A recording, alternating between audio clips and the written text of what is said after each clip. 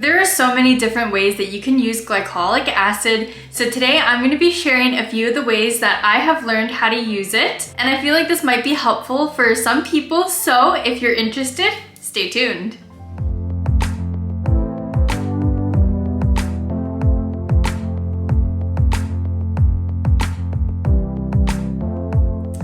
Hello LOS gang and welcome. If you're new here, hi, I'm Sacha B and welcome to The Life of Sacha. Here on my channel, I like to create content of topics that I enjoy, which include beauty, fashion, and a healthy lifestyle, because I believe that looking good and feeling good on the inside and out contribute to having good self-confidence. So if you're interested in that kind of stuff, don't forget to hit that subscribe button and the bell button down below. So like I was saying, I'm going to be sharing some of the ways that I have learned how to use glycolic acid. I feel like this product has been circulating all over the internet, especially TikTok, in the past year or so. So I've just been slowly learning on different ways that you can use it. So this is the glycolic that I use. I have talked about it previously in some of my videos, so I will leave those linked down below if you're curious. But this glycolic acid I got from Sephora. It's a fairly good price. I think it's only like $15, which is definitely on the cheaper side, especially for something from Sephora, but it's the Ordinary brand, I'm pretty sure, so that's probably why. So I just want to quickly say before I get started with this video that I am not a professional in any way, shape, or form. If you are thinking about using glycolic acid, definitely look into it yourself, do a patch test, or even talk to a dermatologist or something if you're really concerned or if you really want to make sure that you're not going to have an irritation, especially if you have sensitive skin. So I just want to quickly say to be cautious about using this, especially if you have sensitive skin, just because I know it is an acid, so it definitely can be kind of harsh, I want to say. So with me saying that, just tread with caution. So let's just get right into this video with my first tip on how I like to use glycolic acid. So this is one of the first ways that I've ever used glycolic acid, and that is after epilating. If you don't know what epilating is, it's just like this little device, and it pretty much pulls the hair out of whatever you're epilating. So I usually just do my underarms because I find that it hurts anywhere else, but on my underarms, it's totally fine. Like, it doesn't really hurt that much. So I use the epilator for my underarms. I feel like after I epilate, the hair grows back pretty thin and not as fast as it would if I were to shave.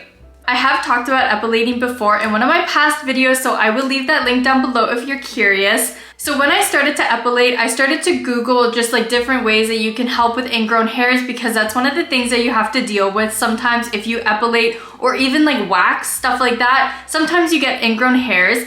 As I was researching on ways to prevent that, glycolic acid came up. So that's originally why I got this product. So the reason that I got glycolic acid is because it helps to exfoliate the skin and it helps to prevent ingrown hairs. And the way that it does this is it helps to remove the dense skin cells on your underarm, and it allows the hairs to grow back without obstruction, so it's not growing underneath the skin. So that's how an ingrown hair happens. It tries to grow out of your skin, but if there's a layer of skin on top, it kind of just goes down. If you've ever seen an ingrown hair or had one yourself, you know what I'm talking about.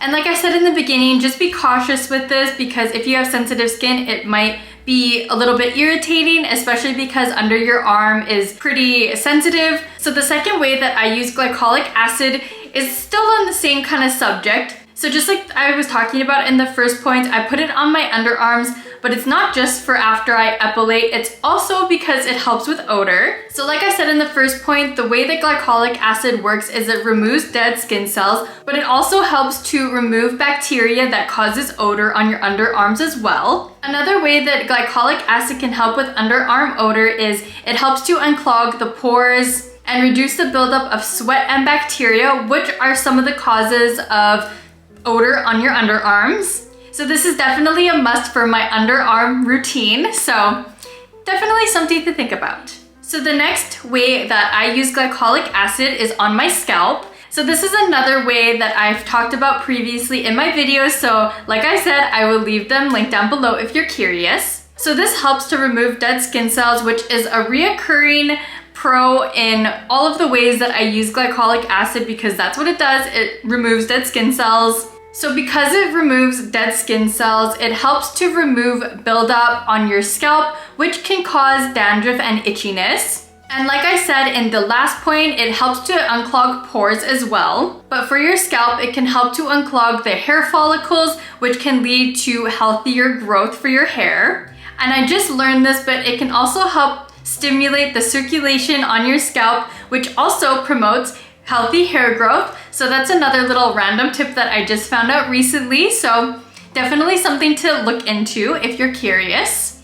And in the video that I talked about the way that I use it on my scalp, I kind of give a demonstration on how I do it already. So go check out my description down below. So the next way that I like to use glycolic acid is on my face. I recently just started doing this not that long ago. I think the last time that I brought up glycolic acid, I was talking about how I am thinking about trying it, but for the past month or so, I have actually been using it on my face. So the way that glycolic acid helps your face is it exfoliates your skin, which promotes cell turnover and improves the overall texture of your skin.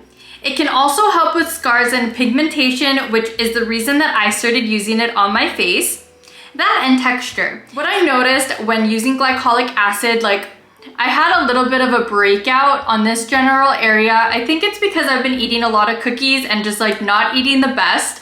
And it's not all the time, but I definitely have been snacking a little bit more than normal. Plus it's almost that time of the month, which is usually when my face breaks out a little bit more anyways. I noticed that I was breaking out a little bit here and it was just getting kind of bumpy on both of my cheeks. So I decided to use glycolic acid. I didn't use it for a few weeks just because I forgot. So I put it on my cheek again, and the next morning, almost all of the texture was gone. Of course, there was still the redness of the breakouts that I had, but just the texture overall looked a lot better than it did the night before. So I can actually say that I know this works, at least for my skin. Another thing that it does is it helps to unclog pores, which we have talked about clearly throughout this whole video. But doing that, unclogging the pores, actually helps to prevent breakouts.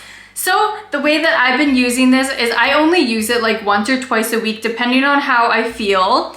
I know that my skin did get a little bit sensitive the first few times that I used it, but even just doing it once a week, I feel probably would help your skin. It also helps to enhance the effectiveness of some of the skin products that you use. So if you've watched any of my self-care videos of me shaving my face, I kind of talk about how shaving your face can do the same thing. You pretty much exfoliate all of the dead skin on your face, and then it helps for your products to actually deeply penetrate your skin. So I think that's pretty much what glycolic acid does as well, except you're not taking off the hair. So obviously don't do them at the same time. Obviously don't shave your face and then put glycolic acid on it right after, because I feel that probably will hurt and you'll probably either get a reaction or it will just sting. So like I said, and I will keep on saying throughout this video, tread with caution. And like I said, the way that I use glycolic acid on any part of my body, I only use it once a week, if maybe twice depending, but start with low doses because I feel that's always a safe bet to do.